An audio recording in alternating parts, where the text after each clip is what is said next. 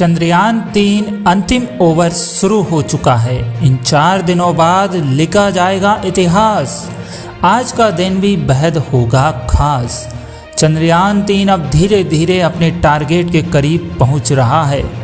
4 दिन बाद 23 अगस्त को चंद्रयान-3 की सॉफ्ट लैंडिंग होने वाली है। चंद्रयान-3 को पिछले महीने 14 जुलाई को लॉन्च किया गया था और 5 अगस्त को चंद्रमा के कक्ष में प्रवेश से पहले पृथ्वी के कुछ चक्कर लगाए और सब यह चंद्रमा की परिक्रमा कर रहा है।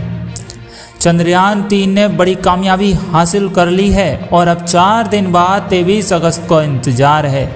पूरा विश्व भारत इन 4 दिनों का इंतजार कर रहा है कि कब चंद्रयान-3 अपने कदमों को चंद्रमा की जमीन पर रखेगा। इस दिन चांद के दक्षिणी ध्रुव पर इसकी सॉफ्ट लैंडिंग होगी। जैसे ही इसरो ने गुरुवार दोपहर चंद्रयान-3 के प्रोपल्शन मॉड्यूल को लैंडर और रोवर से अलग कर दिया, अब यह चंद्रमा की कक्षा में रहकर धरती से आने वाले रेडिएशंस की स्टडी करेगा। लैंडर मॉड्यूल में लैंडर विक्रम और रोवर प्रज्ञान शामिल है, जो अब एक ऐसी कक्षा में उतरने के लिए तैयार है जिससे यह चंद्रमा की सतह के और करीब आ जाएगा। चंद्रमा के दक्षिणी ध्रुव पर सॉफ्ट लैंडिंग और अगले बुधवार को शाम 5:47 पर निर्धारित है। वहीं आज शाम लैंडर मॉड्यूल के भारतीय समय अनुसार शाम के करीब 4 बजे डी बूस्टिंग गति कम करने की प्रक्रिया से गुजरते हुए चंद्रमा की कक्षा में थोड़ा और नीचे आने की उम्मीद है।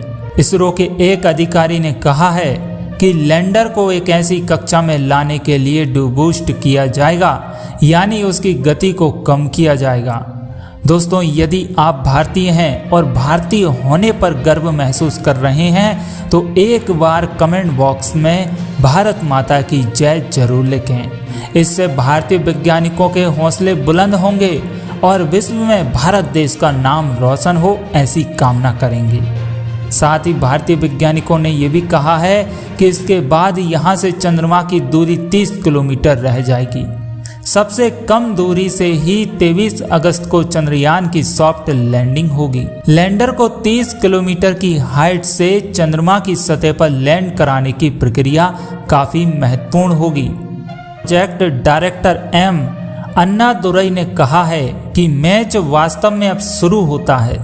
यह अंतिम ओवर है जिसके बारे में हम बात कर रहे हैं। चंद्रयान-3 से पहले भेजा गया चंद्रयान-2 7 सितंबर 2019 को सॉफ्ट लैंडिंग करने में असफल रहा था। इस बार चंद्रयान-3 सॉफ्ट लैंडिंग करने में सफल रहता है तो अमेरिका, चीन और पूर्व सोवियत संघ के बाद भारत इस तकनीक में महारत हासिल करने वाला दुनिया का चौथा देश बन जाएगा। इसके साथ ही मून मिशन की एक नई रेस शुरू हो गई है। रूस का लूना 25 भी अगले सप्ताह चंद्रमा पर उतरने की तैयारी कर रहा है। दोनों यानों के चंद्रमा पर उतरने की संभावित तारीखों से संबंधित टकराव से भी दुनिया भर के वैज्ञानिक समुदाय में उत्साह बढ़ा दिया है। लूना 25 के चंद्रमा पर लैंडिंग की तारीख जहां 21 से 23 अगस्त है, वहीं चंद्रयान-3 के उतरने की तारीख 23 से 24 अगस्त है।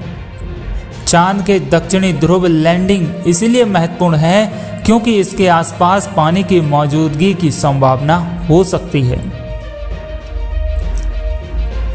हमारा अपना चंद्रयान-3 भी चांद की दक्षिणी ध्रुव पर लैंडिंग करेगा, तो वहीं लूना 25 भी चंद्रमा की दक्षिणी ध्रुव पर लैंडिंग करेगा।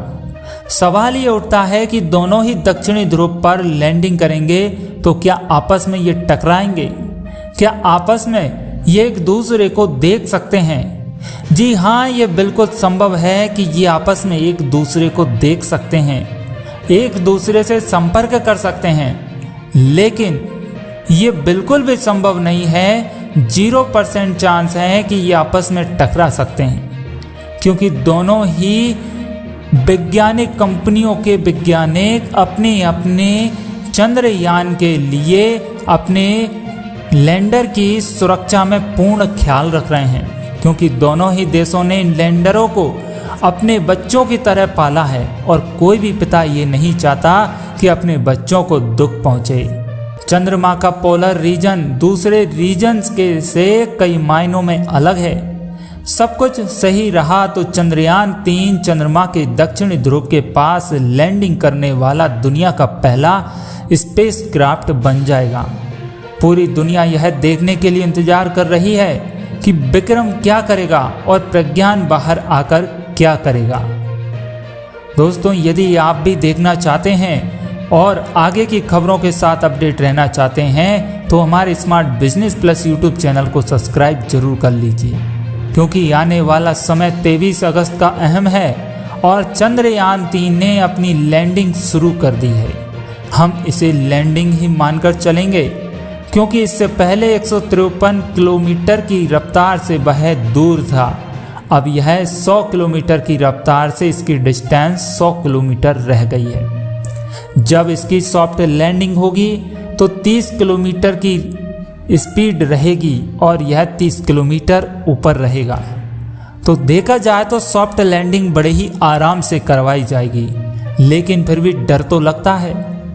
हमारे इसरो के वैज्ञानिकों ने 2400 घंटे काम कर करके इस पे अपना महत्वपूर्ण समय दिया है। हम भी चाहते हैं कि यह रोवर लैंड हो, चंद्रयान 3 का विक्रम सॉफ्ट लैंडिंग करे और रोवर निकले और वह सब जानकारी लेकर आए जिसकी हमें ज़रूरत है। बता दें कि हमारा इसरो ये कह रहा है कि चंद्रमा पर पानी दक्षिणी ध्रुव पर है तो उसी की खोज की जाएगी। चंद्रमा पर ऑक्सीजन कितनी है, अन्य गैसेस कितनी है, चंद्रमा पर जीवन संभव है या नहीं, ये सब कुछ देखा जाएगा इस लैंडर से। यदि चंद्रमा पर पानी मिल जाता है तो जीवन के 99% चांसेस हो सकते हैं कि वहाँ पर आराम से बस्ती बसाई जा सके। साथ ही वहाँ पर ऑक्सीजन कितनी है, टेम्परेचर क्या रहता है, दिन का टेम्परेचर क्या है और रात का टेम्परेचर क्या है। कहा जाता है कि चंद्रमा एक ठंडा प्रदेश है। चंद्रमा एक ठंडा प्लेनेट है और इस ठंडे प्लेनेट पर अचानक से 200 डिग्री माइनस सेंटीग्रेड तक तापमान चला जाता है। तो आखिर ऐसे कैसे संभव है? क्या इस पर पहले से ही कोई रह रहा है?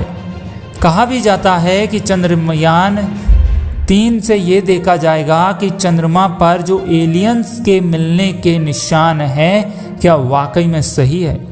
चंद्रमा पर क्या एलियंस का वास है, क्या उनसे संपर्क किया जा सकता है। बहुत कुछ रहस्यों से हम रूबरू होंगे। बस आपको वीडियो को हमारे पूरे देखते चलना है और वीडियो को जितना हो सके उतना शेयर करना है, ताकि हमारे भारतीयों को गर्व महसूस हो सके कि हमारा भारत देश वैज्ञानिकों को साथ लेकर कितना आगे बढ़ रहा है। देश ही नहीं विदेश में भी चंद्रयान 3 की चर्चा है, जो कि अपना इतिहास रचने वाला है। तो ये था चंद्रयान 3 का ऐसा सफ़र। मिलेंगे अगली वीडियो में, तब तक के लिए नमस्कार।